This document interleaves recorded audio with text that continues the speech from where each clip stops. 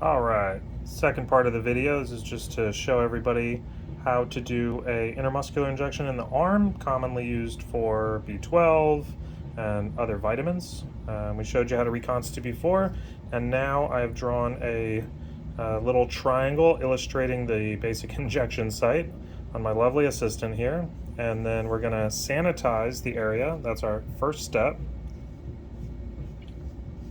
There we go. Got a little provided alcohol pads in the kit.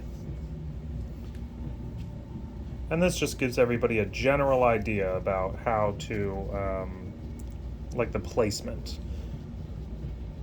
And then give the alcohol about 10 seconds to dry, and then we can start our injection.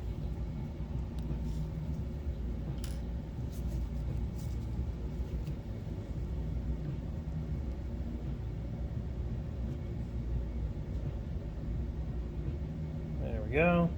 And we've got a 1/2 inch needle we insert all the way. And you can go as slow or as fast as you want, doesn't really matter.